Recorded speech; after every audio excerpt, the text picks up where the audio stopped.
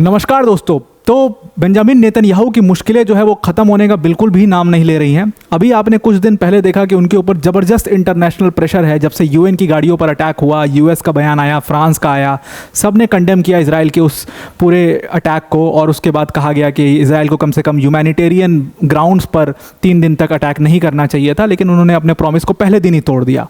तो ये एक इंटरनेशनल प्रेशर तो चल ही रहा है, लेकिन मैंने आपको कई बार बताया कि बेंजामिन नेतन्याहू के खिलाफ ज़बरदस्त इंटरनल प्रेशर भी है उनके ऊपर। उनके खिलाफ इंटरनली इजराइल में बहुत सारी पॉलिटिक्स हो रही है। लेकिन अब पॉलिटिक्स से हट करके बहुत बड़े लेवल पर, मास लेवल पर प्रोटेस्ट बेंजामिन नेतन्याहू के खिलाफ शुरू हो चुका है और आम सिविलियंस अब इस प्रोटेस्ट में उतर चुके हैं। कहा यह जा रहा है, और इस प्रोटेस्ट को आप ऐसा वैसा मत समझिएगा, ये प्रोटेस्ट जो है वो पूरे इजराइल में नेशन वाइड चल रहे हैं। पूरा इजराइल को एक तरीके से स्ट्राइक किया गया है, बंद का कई जगह आह्वान किया गया है। ट्रेड यूनियंस तक जो हैं वो इसमें बेंजामिन नेतन्याहू के खिलाफ उतर चुकी हैं। अगर आप ध्यान दोगे तो पिछले 3-4 महीने से चीज़ें जो है बेंजामिन नेतन्याहू के लिए बिल्कुल भी सही नहीं जा रही हैं। जैसे सबसे पहले सुप्रीम कोर्ट का वो जो इशू हुआ था, जहां पर बेंजामिन नेतन्याहू ने सुप्रीम कोर्ट की पावर को लिमिट करने की कोशिश की थी, उसके खिलाफ प्रोटेस्ट हुआ था। कई सारे अपोजिशन के लीडर प्रोटेस्ट पे उतर गए थे, लोग प्रोटेस्ट पे उतर गए थे। तो ऐसे छोटे छोटे प्रोटेस्ट बहुत बार हुए। एक हारेडी ज्यूज़ का इशू हुआ, उसके ऊपर हारेडी ज्यूज़ प्रोटेस्ट में उतर गए।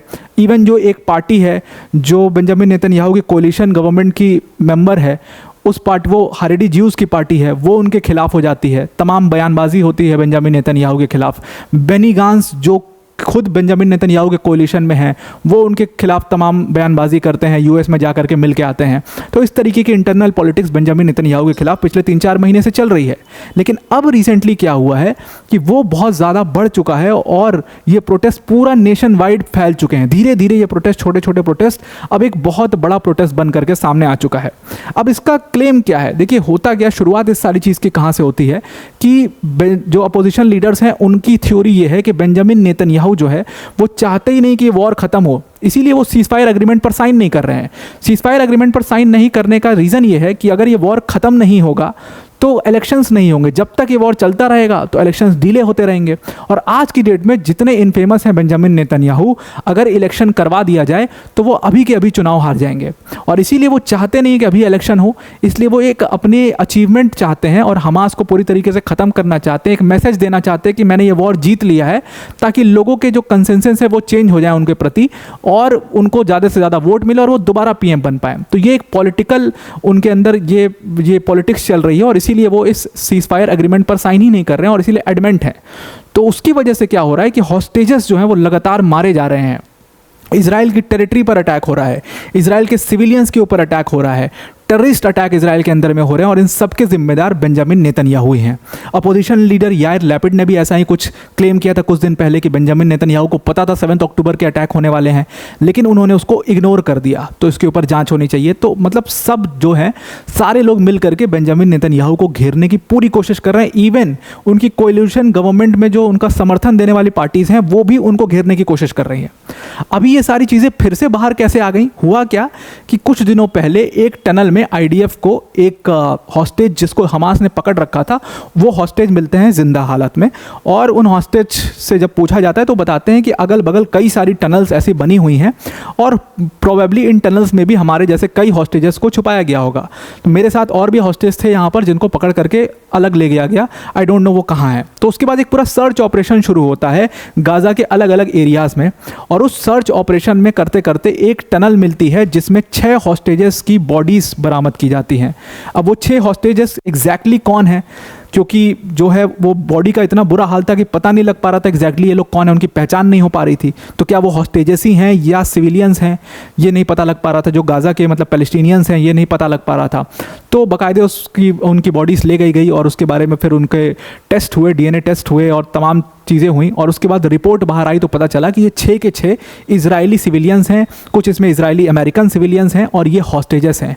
और जैसे ही ये रिपोर्ट बाहर आती है वैसे ही बेंजामिन नेतन्याहू के खिलाफ काफ़ी प्रोटेस्ट होता है। मतलब जो पेरेंट्स थे, जो वो 6 व्यक्ति थे, उनके घर वाले थे, जो उनके रिलेटिव्स थे, जो उनके फार रिलेटिव्स थे, सब जो है बिल्कुल शोक की लहर ऑब्वियसली फैल जाती है और वो ऐसी तस्वीरें कई सारी छपने लग जाती हैं कई बड़े बड़े अखबारों में, Times of Israel, Voice of America, Washington Post, हर जगह पर ऐसी तस्वीरें छपती हैं और पूरा माहौल बेंजामिन नेतन्याहू के खिलाफ बनना शुरू हो जाता है।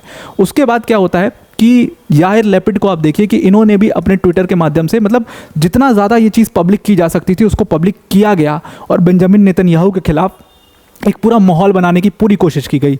अपोजिशन के लीडर हैं याहिर लैपिड, उन्होंने भी 6 लोगों का फ़ोटो डाला और बाकायदे कहा कि ये बेंजामिन नेतन्याहू की हार है और उनको ये एक्सेप्ट कर लेना चाहिए कि अब उनको लोगों की परवाह नहीं है, वो सिर्फ और सिर्फ पॉलिटिक्स यहाँ पर करने की कोशिश कर रहे हैं।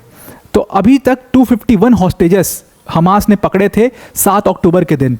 तो अब अगर उसमें से 33 जिनकी बॉडी कंफर्म कर दी गई है कि ये 33 लोग हैं जो इजरायली सिटीजन्स थे, उनको कंफर्म कर दिया गया कि ये डेड हैं, तो मतलब कि 97 हॉस्टेजेस जो है वो अभी हमास के पास पड़े हुए हैं, हमास के पास जिंदा होंगे ऐसा माना जा रहा है।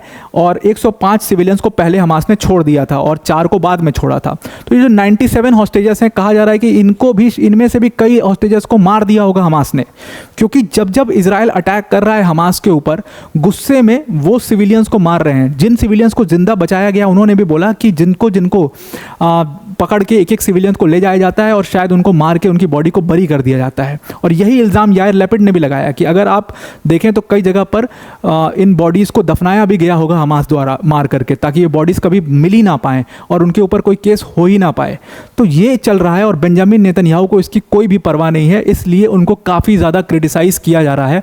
अभी रिसेंटली हुआ क्या कि जिस भी फैमिलीज़, जिन फैमिलीज़ के लोग इसमें पूरी कैजुअलिटी उनकी हुई है, जो हॉस्टेज लिए गए थे और फिर वो मारे गए, तो उन फैमिलीज़ ने धीरे धीरे प्रोटेस्ट में आना शुरू किया। सबने एकजुट होकर के प्रोटेस्ट करना शुरू किया बेंजामिन नेतन्याहू के खिलाफ और उसको कई सारे ऑर्गेनाइजेशंस ने भी सपोर्ट किया। जैसे एक ऑर्गेनाइजेशन है जिसका नाम है hostage and missing families forum. ये पूरे नेशन वाइड बड़ी ऑर्गेनाइजेशन है, इसने भी nation wide across country demonstration Benjamin Netanyahu के खिलाफ किए और इसी ऑर्गेनाइजेशन ने 3 दिन का इजराइल बंद का भी आह्वान किया कि हम सबको स्ट्राइक पर आ जाना चाहिए, because now Benjamin Netanyahu has abandoned it's hostages. और इसीलिए वो इस सीज फायर अग्रीमेंट पर साइन करने को तैयार नहीं है, बिकॉज उनको परवाह ही नहीं है उनके हॉस्टेजेस की। भाई हम बहुत खुश है कि आपने बदला ले लिया, आपने बहुत बड़ा बदला लिया, हमास की मतलब कमर तोड़ के रख दी, इस्माइल हानिया मारा गया, मतलब तमाम चीज़ें हुई, लेकिन अब आपको सीज फायर अग्रीमेंट पर साइन कर देना चाहिए। ये लोग उनको कह रहे हैं बेंजामिन नेतन्याहू को, उनके ऊपर इतना ज़बरदस्त प्रेशर कर रहे हैं क्योंकि अब there is no way pursuing this war, क्योंकि हॉस्टेजेस लगातार मारे जा रहे हैं। तो जो भी बचे लोग हैं उनको एटलीस्ट घर वापस लाना चाहिए, ये लोग सजेस्ट कर रहे हैं बेंजामिन नेतन्याहू को। But Benjamin Netanyahu is still very adamant on his policy कि मैं सीज फायर अग्रीमेंट नहीं साइन करने वाला हूं जब तक हमास ख़त्म नहीं हो जाता है। और जो उनके अग्रीमेंट्स हैं सीज फायर के ऊपर वो भी काफ़ी स्ट्रिक्ट अग्रीमेंट्स हैं। अब यहाँ पर अगर इंटरनेशनल प्रेशर की आप बात करोगे तो जो बाइडेन ने भी कहा है कि it's high time now we should end this war, क्योंकि एक इजरायली अमेरिकन की भी डेथ हुई है इसमें, तो उससे जो बाइडेन काफ़ी आहत हुए और उन्होंने कहा कि अब वो वक्त आ चुका है जब हमें ये वॉर एंड कर देना चाहिए। लेकिन यहाँ पर आप देखिए कि आपको 2 चीज़ें देखने को मिलेंगी। एक तरफ जो बाइडेन कह रहे हैं कि it's high time now we should end this war, और दूसरी तरफ अभी के कमला हैरिस का इसमें स्टेटमेंट आया है कि अब हमास को इसका बहुत सीरियस रिपरकशन झेलना पड़ेगा। तो ये पूरा जो कंफ्यूज, आप देखिए दोनों डेमोक्रेट पार्टी के लीडर ये कुछ और कह रहे हैं, कमला हैरिस कुछ और कह रही है। तो ये जो कंफ्यूज्ड पॉलिसी है ना, इसकी वजह से यूएस की इस कंफ्यूज पॉलिसी की वजह से कई सारी कंट्रीज़ में आज की डेट में आप प्रॉब्लम चल रही है। और आप देखिएगा कि इस सारी प्रॉब्लम्स के जड़ यूएस ही होता है, बिकॉज ये पूरी तरीके से कंफ्यूज रहते हैं। इन्होंने मिडिल ईस्ट में क्योस किया, एशिया में क्योस किया, अफ्रीका में क्योस किया। आप देख ही रहे हो हालात, 2 वॉर चल रहे हैं अभी, और इसके कहीं ना कहीं इनके सबके तार जो है वो यूएस के साथ जुड़ते हैं। अब आप यूक्रेन को देखिए, जिस तरीके से यूक्रेन ने अटैक कर दिया मॉस्को के ऊपर, वो एक बहुत बड़ा एस्केलेशन है इस पूरे युद्ध में। अगर यूएस उनको सपोर्ट करता नहीं यूक्रेन को उस लेवल पर जाकर के, और अगर यूएस उनको हमेशा दबाता, तो वो इतना बड़ा अटैक अगर मॉस्को पे नहीं करेंगे तो रिटेलिएशन भी नहीं होगा उसका। अब देखिएगा आप, उसका बहुत बड़ा रिटेलिएशन भी होगा। तो ये सारी प्रॉब्लम्स कहीं ना कहीं उसका जड़ जो है वो यहीं से निकल करके आता है। तो अब आपको ये पूरा आर्टिकल समझ में आ गया होगा। अब वीडियो को एंड करने से पहले अनअकैडमी टीम की तरफ से एक बहुत बड़ी अनाउंसमेंट है। देखिए, अनअकैडमी ने अपने सारे प्लस कोर्सेज जो हैं वो फ्री ऑफ कॉस्ट आपको अगले 7 दिन के लिए देने का तय कर लिया है।